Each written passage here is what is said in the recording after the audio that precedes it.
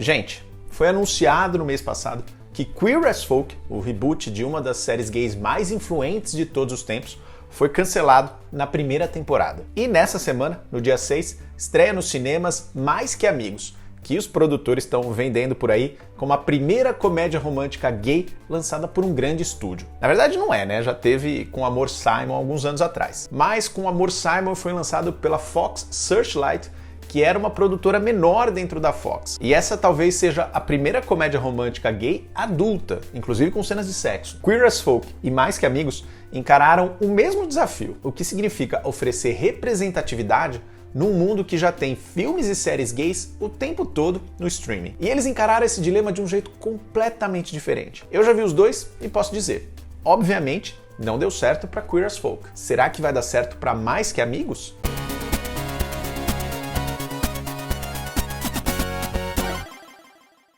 Aqui no canal Gay Nerd a gente fala de cultura pop e questões da vida gay, às vezes ao mesmo tempo, como é o caso de hoje. Se tudo isso te interessa, se inscreve aqui embaixo, ativa o sininho para receber todas as notificações e já dá um like no vídeo. Gente, eu vou colocar o fracasso de Queer as Folk em contexto. Eu acho possível, por exemplo, que você nem sabia que esse reboot existiu. Isso porque ele foi lançado lá fora numa das menores plataformas de streaming, o Peacock, e aqui no Brasil também numa plataforma super pequena, o Starzplay, que inclusive mudou de nome e agora chama Lionsgate Plus. E a gente sabe que o mercado de streaming tá abalado, os grandes já estão sofrendo, então você imagina os pequenos. Esse cancelamento também tem um pouco a ver com isso.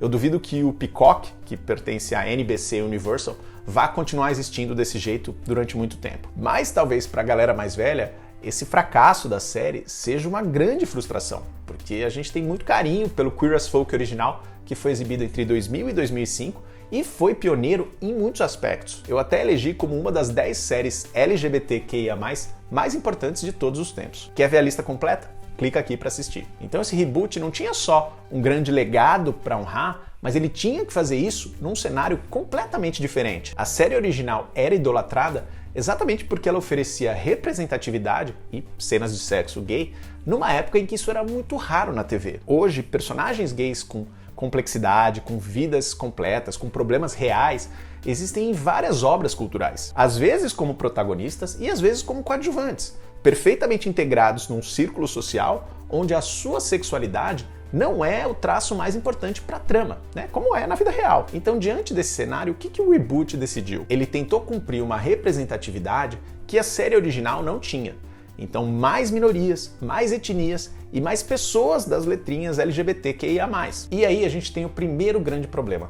A série tinha gente demais. Parecia que os produtores queriam completar um checklist e não deixar nada de fora. Ela acompanhava um grupo de amigos em Nova Orleans que tinha o gay latino, o gay preto, a drag preta, o gay gênero fluido, a lésbica, a pessoa não binária, uma mulher trans, a mãe hétero e 2 PCDs. Eram 10 personagens, enquanto a série original focava em um triângulo amoroso e mais 2 amigos. O casal de lésbica que tinha só começou a ganhar espaço nas outras temporadas. E por falar em temporada, a versão de 2022 tinha que desenvolver todos esses personagens em apenas 8 episódios. E aí, de novo, os produtores pareciam que queriam completar o bingo dos temas relevantes para a comunidade. Em 8 episódios, eles abordaram tudo isso. Eu vou até ler de tanta coisa. Homofobia, luto, traição, gravidez, maternidade, autoestima, HIV, capacitismo, garotos de programa, saída do armário, conflito familiar e aulas de drag. Não tinha como todos esses temas funcionarem ao mesmo tempo. Para piorar, a série escolheu um fio condutor terrivelmente difícil,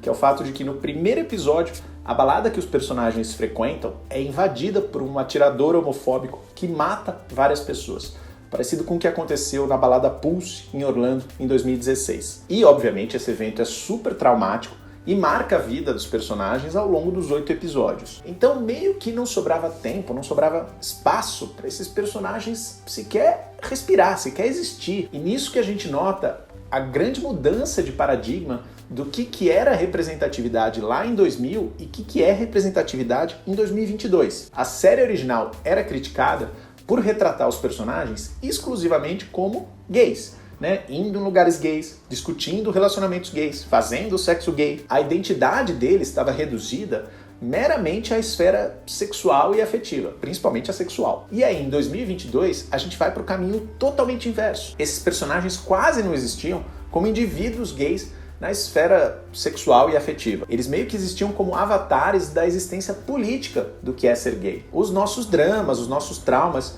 de viver numa sociedade ainda LGBTfóbica. Agora, o último prego nesse caixão é o fato de que os personagens até podem ser meros vetores políticos, de um jeito bem raso e até pouco criativo, mas eles precisam ser carismáticos, eles precisam ser gostáveis, você precisa se importar com eles. E Queer as Folk era uma reunião de gente chata, gente imatura, gente birrenta. O protagonista passa os 8 episódios sendo uma pessoa péssima, extremamente egoísta. É claro que existem gays egoístas e egocêntricos, mas o Queer as Folk original foi esperto por criar um equilíbrio entre o protagonista, que era desse jeito, e o melhor amigo, que era apaixonado por ele e que era super bonzinho. Então você tinha alguém pra torcer, alguém pra te irritar, alguém pra você admirar, alguém pra você se projetar, tudo junto e misturado. A versão nova não tinha nada disso. Não tinha como dar certo. E nisso a gente chega em Mais Que Amigos. É curioso porque o filme, assim como a série, também tinha uma equipe por trás, majoritariamente LGBTQIA+.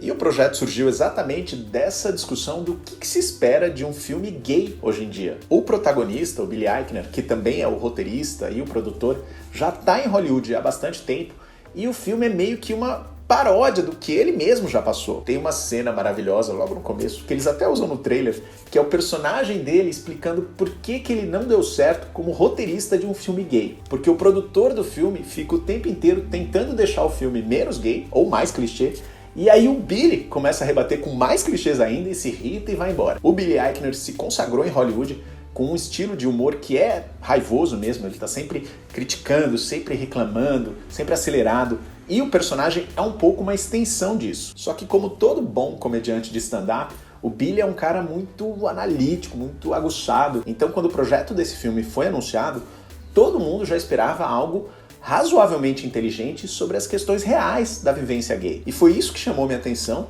e me fez ficar lembrando de Queer as Folk o tempo todo. Eles fizeram opções completamente inversas. Queer as Folk vinha com essa promessa de uma série do gay enquanto sexualidade e afetividade e transformou ele num agente político.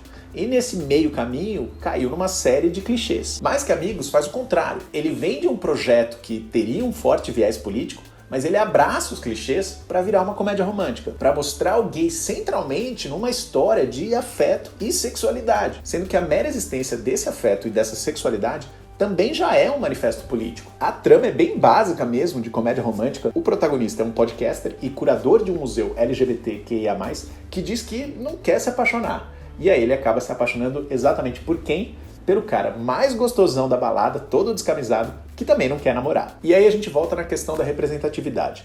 A gente tem como protagonistas 2 homens cis, brancos, de classe média alta, em Nova York. É curioso que a diferença estética entre eles é parte integral da trama, mas mesmo o personagem do Billy se considerando feio, a gente super poderia considerar que ele também é padrãozinho em certos aspectos. Mas o ponto é que o filme não foge desse problema. O protagonista é super engajado na causa LGBTQIA+, então ele mesmo levanta esse ponto o tempo todo. É um roteiro que percebe a própria piada, as próprias limitações, e não tenta reverter isso de outras maneiras. Ele tem diversidade no elenco coadjuvante, que funciona muito como escada para as piadas, mas o filme não se constrange por isso. Ele tem a noção clara de que a comédia dá margem para você abordar certas questões com mais leveza do que, por exemplo, um drama como Queer as Folk. Então ele não pede perdão por ser uma comédia, ele embarca 100% nisso e cumpre essa função muito bem. Eu genuinamente dei muita risada em vários trechos, especialmente porque o filme tem 1 milhão de referências de cultura pop, então claro que eu amei. E mesmo com a necessidade de se construir aquelas idas e vindas, né, de uma comédia romântica, o roteiro ainda abre espaço para momentos muito reflexivos sobre questões da nossa comunidade. A questão da autoestima no corpo, a questão do sexo como uma maneira de fugir de relacionamentos, a questão da efeminofobia. Teve vários momentos ali que eu lembrei de vários vídeos aqui do canal, né, de temáticas que a gente está sempre discutindo. O protagonista tem uma cena que ele fala sobre autoconfiança, que é algo que eu gostaria que todo mundo pudesse ouvir e internalizar, porque eu penso muito parecido. E o mais importante, gente, é que os personagens funcionam. Os atores têm química, o roteiro monta muito bem a relação entre eles, você torce para eles darem certo. Depois do sofrimento que eu passei com Queer as Folk, que eu queria que todo mundo se explodisse, Mais Que Amigos foi um alívio. E além de tudo, ele conseguiu adaptar um gênero que é profundamente heteronormativo, a comédia romântica, para uma vivência que parece genuinamente gay. Eu sempre digo aqui que representatividade não é um espelho, são vários espelhos, tipo uma casa maluca de parque de diversões. A gente precisa de muitos espelhos para construir todas as referências que a gente merece. Ainda que seja a vivência de dois gays brancos de classe média alta,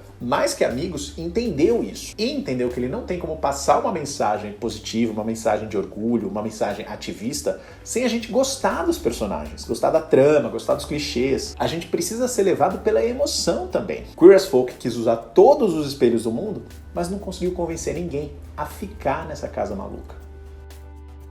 E você, chegou a assistir Queer as Folk? Tá animado para assistir mais que amigos? Me conta nos comentários. E se você quiser mais dicas de cultura pop LGBTQIA+, me segue no Instagram e no Twitter, onde eu tô sempre comentando as novidades do cinema, da TV, dos livros e das HQs. A gente se vê no próximo vídeo.